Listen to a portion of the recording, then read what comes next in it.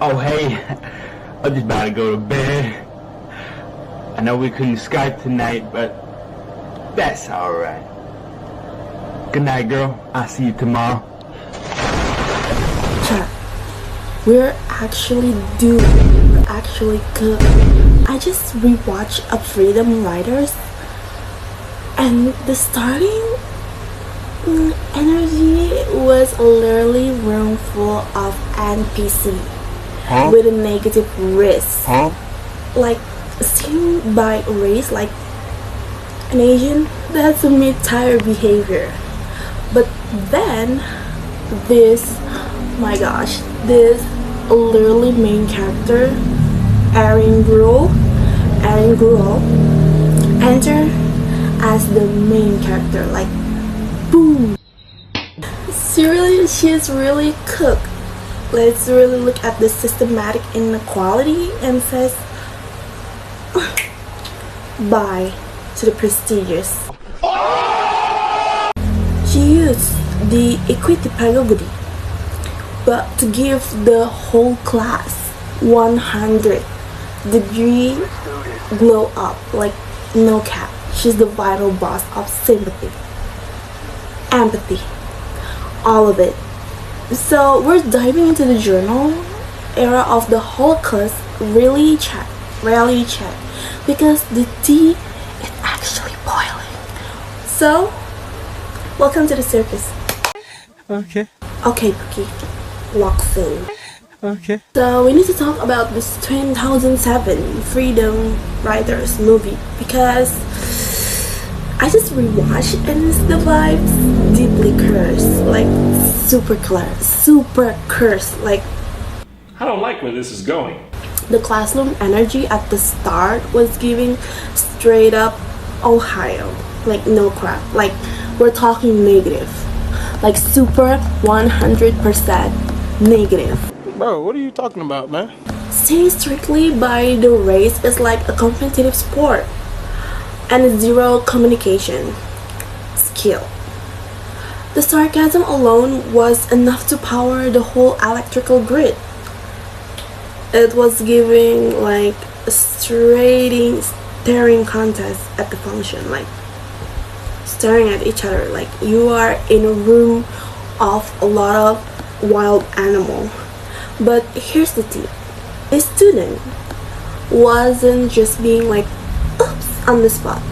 They were literally survivors of the gang violence and the system inequality.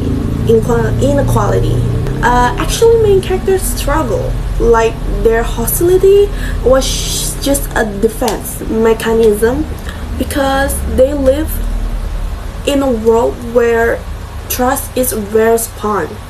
It harnesses how multicultural conflict starts way before people even get changed to the vibes with each other, like you know, like getting know each other, but they already getting racist because it was coming from the old past. That's not even their problem, but they have to endure it. Now let's get into the academic, because we love a girl who loves to educate and studies. Bruh, chill. Okay, so this whole mess can be explained by James A. Banks in Equity Pedagogy, clearly the goat of the inclusive education. So basically, Bang argued that prejudice happens when schools are massive and fail to be inclusive or address the daily struggles students face. In a movie, the student felt invisible, like they weren't even read in the system. Erin Gruel, our girl boss, slay queen teacher, realized that if she didn't change her teaching style to match their reality, she will never going to reach them. Yas Queen, Skinny Legend, Versace Boots, the house down, Slay Queen, Hunty Mama, and Oop Daddy Work, Charlie X, yes. So she didn't teach the boring English 101 NPC contents. She used storytelling to bridge the gap. She knew that when education focused on empathy instead of just say, stats and yap, that's when the real glow up happens. she was basically upgrading their OS so they could finally play the game. You know what I mean, right? And there is the one scene that literally shook the whole class. It was totally everyone shut up moment. Nice. So Erin dropped the Holocaust lesson and tell them, this is exactly what you did during the Holocaust. It was totally check yourself before wreck yourself. Whoa, I should gotta put it in here. It was totally check yourself before wreck yourself. You got it? She was showing them that when you're dehumanized based on their group or their spawn point, it leads to the worst part of history. It forced them to realize that their neighborhood wars were just a low-type version of the same prejudice that leads to genocide. That's pretty deep, isn't it? Like super deep. Like, stop worrying about the who's mugging, and looking at the bigger picture.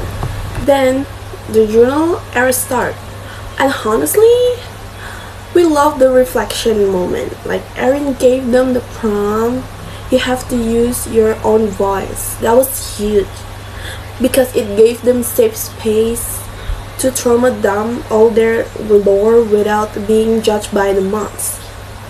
And suddenly, they weren't enemies or oops anymore. They were just the kids with their similar scars. Aww. Pookie's in pain. One student literally wrote, I never thought anyone would care about my story. Like, the recognition, the empathy, it changed their whole outlook. So they start sitting together, supporting each other, and realized they weren't alone in the lobby.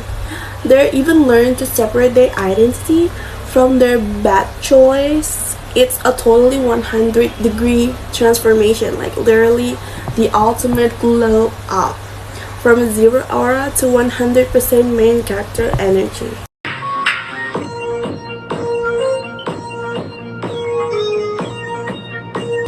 Final thoughts? Diversity shouldn't be threat. It's an opportunity to massive connection buff. Change it isn't instant. Like, not even a 16-second in TikTok. But persistence and belief in people can literally save life. Erin didn't give up, and neither should we. Be kind and stay empathy. And remember, your voice is a matter, no cap. Catch you in the next one. Bestie, selfie pose. Cause you send me the flick, I'ma send you a dick pic when I'm horny. If I kiss you and don't lips, what you take us